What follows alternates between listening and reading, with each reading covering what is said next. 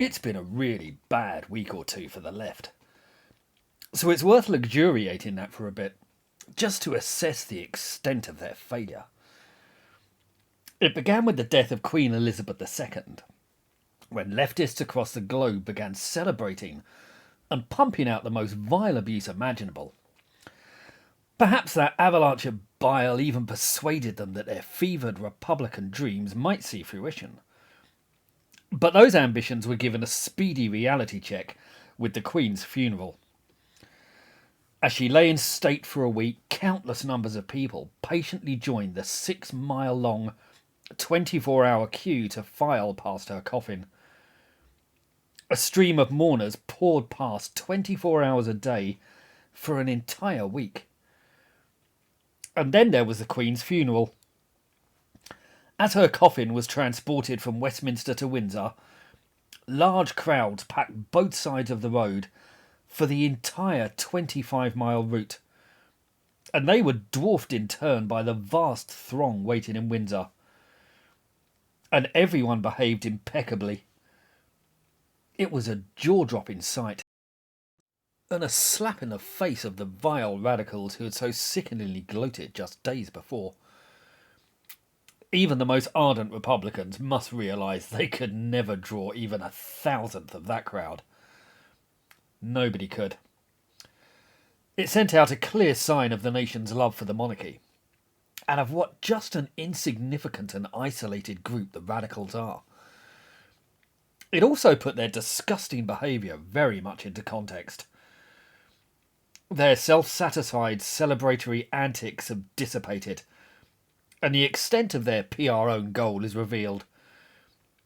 They have been exposed as a nasty, isolated and risible bunch. It will take years for them to recover from this humiliation, and their antics will not be forgotten by the huge, dignified crowds who made the Queen's funeral such a sobering event. Some radicals had even seen fit to scream abuse as the Queen's coffin was driven past, and vile little activists like Owen Jones defended this as proportionate heckling. I'm sorry, but you can just never come back from something like that. Not now. Jones and his ilk need to crawl back under a rock, and any TV producer should think long and hard before giving another spot to the vile Shola Shogbamimu, a woman given a platform to rant about just how vile Britain, white people, the monarchy, and all our institutions and traditions are. The people have spoken with a silent, dignified eloquence. On one side you have a shrill rabble, petulant, shrieking, infantile, and deeply unpleasant abusers, loud and annoying, continually pushed to the foreground by our media, but minuscule in number, and full of nothing but bile, resentment, and idiocy. And then you have the other side. I'm no committed monarchist, but you don't have to be to prefer these people to the bigoted bullies of the left. These are the people who love Britain, who cherish tradition, who have reverence for nation and history, and are quite different.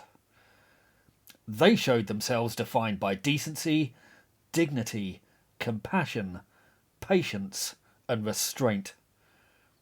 They utterly crushed their hideously abusive rivals without saying a single word. Their stoical presence alone was enough. It was the most eloquent silence I have ever heard, and their numbers are legion. Even the most committed, most deranged, most fanatical advocates of the left must have noticed, whether they'll ever admit it or not. They should be humbled, ashamed, and they should withdraw, because they've certainly been exposed for the vile little rabble that they are. And our American cousins performed a similarly striking service to expose the extremists who so polluted our societies for the last decade or two. Ron DeSantis proved himself a political grandmaster once more by provoking the smug, hypocritical residents of Martha's Vineyard into behaving exactly as he hoped they would, They've been lecturing us all on their tolerance and insisting that we open up our communities to vast numbers of immigrants. But they screamed in protest when just 50 Venezuelans rocked up at their door, and just listen to this woman's justifications for kicking them out. We have, at some point in time, they have to move from here to somewhere else, right? We don't have the services to take care of 50 immigrants, and we certainly don't have housing. We're in a housing crisis as we are on this island, and so we can't house everyone here that lives here and works here. We don't have housing for 50 more people. So that is our primary crisis. We have this emergency shelter set up, and it's working wonderfully. Every single person that has been here. Amazing. That's exactly what we've all been saying for decades. And they've screamed that we're racists. And naturally, this woman quickly turned it around to blame it all on the vile Republicans, while encouraging her mates in the media to whip up a moral panic. And I think all of you in the press, you know this is a political game, that all of this that has happened is a political game. And shame on everyone involved. And please print that really, really loudly if you're in the paper. And so these people are pawns. And we have to stop the chess game right now. And if you guys can help do it, please do it. Because they're human beings, just like you, just like your spouses, and just like your kids. And they don't deserve to be treated as they're being treated. And each one of us, I know this is a story, but if you could make it more personal and pretend that it's your child, and they need care, and they need our help. And so I'm asking you to use your power as the press to help them. Because we'll do everything we can, and you can believe this island community will do everything they can. But they need more. How can we stop the political game? Oh, wow, I wish I had the answer to that question. Everyone get out and vote. That's the first thing I want every single person in this country to do is vote. Because your vote matters, and you have a voice, use it. That's one thing you can do. And really, don't vote for DeSantis. And yes, I said that. Did you hear that? Straight from the mouth of the Martha's Vineyard liberals. Don't vote for the guy who brings in the immigrants. For God's sake. Now, while 2 million immigrants have overrun the southern states in just 2 years because of Biden's policies, they scream in rage at just 50. So how did they respond? Well, they called in the National Guard and had them expelled to a military camp in just hours. We all know just how they'd have reacted if Donald Trump had done exactly the same thing. But of course, when they do it, it's fine, laudable, moral. So they fake hugged all the immigrants, even as they were kicking them out. They won't know it, because they have zero self-awareness. But these people's idiocy, their hypocrisy, their arrogance, and their unpleasant double standards have been exposed for the whole world to see. Stripped bare, naked, undeniable. This is what's been revealed about the left. Talk is cheap. Just like the leftists in Britain, they're revealed as shrill, wailing lunatics, without a coherent argument or a scrap of decency. On both sides of the Atlantic, they claim that they're just the decent, tolerant, compassionate ones, and everyone else is a knuckle-dragging racist.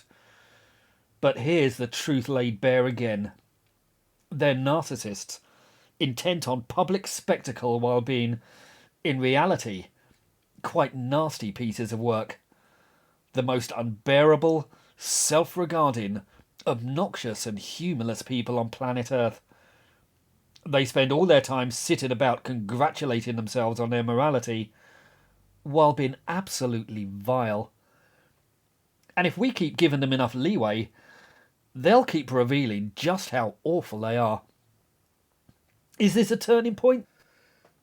I'm not naive or optimistic enough to think that, but it sure was enjoyable. So let's savour it, and know that we'll get plenty more moments like this in the future. The worm is turning. They don't like it. And they'll reveal their true colours every step of the way. All we have to do is let them. If you'd like to support this channel, please like, subscribe, and think about buying my books. They're called The Tyranny of the Left, and they go into topics like this in much greater detail. They're available on the links below.